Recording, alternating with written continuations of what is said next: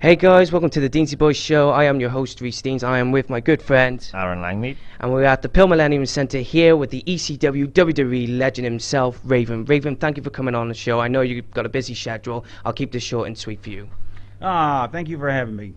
Thank you very much. And well, I want to start off with ECW because you went to ECW and you just became this big household name. Was you expecting to become this household name in ECW? Was you expecting this big reaction at all? Not to be arrogant, but yeah, I knew, because I know what I was doing. I mean, I knew if I was given the time to deliver that I could. And that's really a lot of it. I mean, you know, I've always been a firm believer, and this is what was great about the territory system was if you couldn't deliver, you weren't on top. You know, you had to draw money.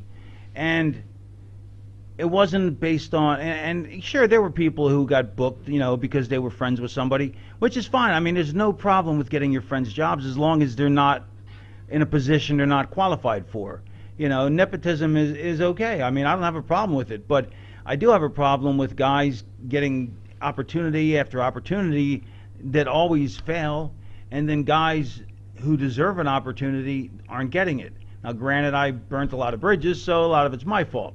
But I knew if I got a fair shake in ECW that I would score huge, but I have to thank Paulie equally because he gave me the opportunity.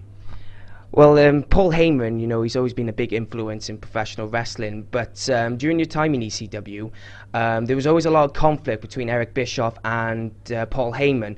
When you went bouncing back and forth to WCW and ECW, during your second period with WCW, a lot of ECW guys jumped ships, but some were not treated as equal in the sense that they were just there because Eric Bischoff wanted to put ECW out of business. Is that true? Or No, not at all. He didn't want to put him out of business. Paulie had convinced him that some of the people that Eric brought in that he thought were really going to get over were just Paulie's heroics. I mean, not that they were, you know, bad, but they just weren't, they didn't live up to the hype. But Paulie was a master of accentuating the positive and hiding the negative. So a lot of people that were in ECW were exposed when they went other places because they didn't have Paulie editing them, you know, because Paulie didn't show whole matches. He showed, you know, clips, bits and pieces, interviews, you know, and I mean, I've seen him sit with people, I won't say who, for 2 hours trying to get a 30-second promo. I mean, that to me is ridiculous. And, you know, I said, Paulie, why do you do that? And he's like, because when they hit, they score big, you know, and so he's willing to put that time in. So you got to give him credit for that. You know, my only problem was that I had to wait for the guy to get done and before I could go because Paulie liked to screw with me because it entertained him. And because I'd like to irritate him, so he would get me back by making me go wait till everybody was done to do promos. So I'd get him back, so then I would get him back by getting more and more drunk and pilled up, and then annoying him while he was doing everybody else's promos. So it was a big vicious circle of tomfoolery and shenanigans. Well, that's actually one of those funny stories, and it's interesting to hear from you, you know, because you were one of the ECW originals and that.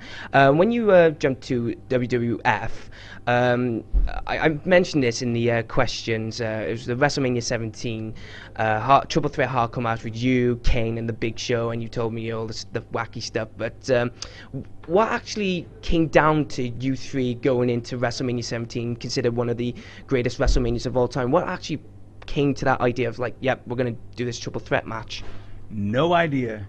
Vince I don't even think he knew I was in WCW. I think he thought I went to ECW and was, you know, because, you know, I mean, I knew Vince pretty well, you know, because I was an associate producer of Raw and co-host on a lot of the shows, and I was being groomed to be a writer, you know, under a booking team. Back when it was only Pat and Bruce. You know, before there was a whole slew of regular writers, I was already being groomed to be a writer. And there was no position like that because, you know, I was groomed to be a booker, at that point because it wasn't writers, it was just Pat, Bruce, and Vince. And so I knew Vince pretty well. And when I left and went to ECW, I don't think he ever, because he doesn't, he doesn't really follow the business, the rest of the business, because he's too busy with his own business. So I don't think he, until Nitro came along, and then he would follow the Bischoff stuff, and the main stuff but I wasn't in the main stuff. I was right below the main stuff. So, I don't think he was aware of me being in anywhere but ECW. So he thought that, so to him, I made good in a small promotion, but I still didn't prove myself on a national stage. And, so, when I came back, he was surprised. Well, first of all, I burnt my bridge when I left pretty badly. First of all, nobody quits WWE, and then so aside from the fact that you don't quit on them, I also burnt it in many other ways, interpersonally, and so that when I came back, he wasn't so excited about me returning to begin with, and because of that, and because of the fact that he didn't see me as the talent that I feel that I was and became. He was rather surprised to see me succeed the way I did with the hardcore division. He just threw me in there to give me something to, put him in something, put him in there, because of ECW. So I just stuck him in the hardcore division. And then to see me flourish, he was rather surprised, which he did tell me later. And so I guess basically I'm not sure if that was the end of my run in the hardcore division. No, I don't think it was. I think because then I did Judgment Day with Rhino. So yeah, I think so. Basically, he needed a spot for Kane and the Big Show, and didn't have a place for him.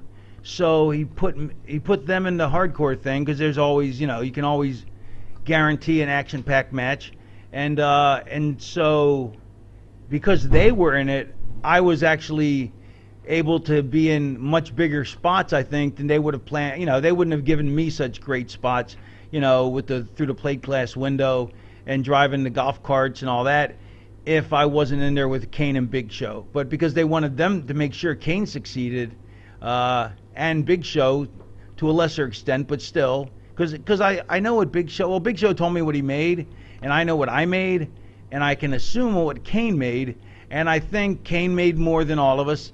Big Show made more than me, but less than Kane, and I think I know I made less than the two of them. So obviously that's how Vince, saw us, that's his prerogative, and Kane had been there for years, so did the Big Show. So point being is that the whole match was I was in a lucky position at that point. Because that was being in the right time in the right place. Because I just flourished in the hardcore division. They needed something for those two guys, which just happened to be at at WrestleMania, and turned out it was also one of the biggest ever, and it was in the Astrodome where they had the track around the back so they could have the golf carts, and it had a lot of places to do weird hardcore stuff. So it was one of those things. I was the right guy in the right place doing the right thing. Of course, I've been the wrong guy at the wrong time, doing the right thing. And I've been the wrong guy at the wrong place at the wrong time doing the wrong thing, or the right guy or the wrong guy in the right place and the right guy in the wrong place. And sometimes, and generally, I ended up burning a bridge. Well, that's always the funny stories, and it is one of my favourite hardcore matches. Now, my friend Aaron, he's a big fan. He's going to ask you a question. Not that big. He's going to ask you a question, then I'll ask you a final question, and I'll let you get on your way. And thank you so much for taking your time and to have this in it. Am I supposed to score who asks a better question out of you and Aaron? You can whoever loses, you can put us in a DDT or something. No, I have to charge you for that. Okay then. Right, Aaron, take it away, pal. After your 3-year run with the company, you went to TNA. During your time, you had many memorable matches, including the likes of Jeff Hardy in a tables match during lockdown, Abyss, Brother Hunt, Rhino, Jeff Jarrett, and so many more. Looking back, what was it like for you? I enjoyed it. I really did. Because I really was unhappy with the way my career finished up at WWE, and I was afraid that that was how my national career would end. And so I was happy to get it one last shot. You know, I wasn't used completely the way I wanted, but I can't say I wasn't used well. I just wasn't used fantastic. You know, so I was used well enough that I was able to end my national stage career in a much better place than if I would have had to end it, you know, with WWE. Right, and final question now. Where does the future hold for Raven? The future holds my ride getting upset because we're getting kicked out of the building where we're filming this, or recording this. Yep. We're leaving in 5 seconds. We're leaving in 5 seconds, yeah. And that's as far as the future. I don't look very far ahead. I don't look back ever, or rarely ever. So I'm not one to dwell on the past, but I'm also not one to dwell on the future. And so just take it a day at a time. Well, thank you, Raven, for coming on the And Deansy. Aaron's question was way better. I'm going to get in the DVT now. Well, thank you, Raven, for coming on the Deansy Boys show. It means a lot. And I'm Rhys Deans. I'm your host of the Deansy Boys show. We're just leaving now. We've got to get out quick. So I'm Rhys Deans. I'm Aaron Langmead. And this is Deansy Boys show. Good night.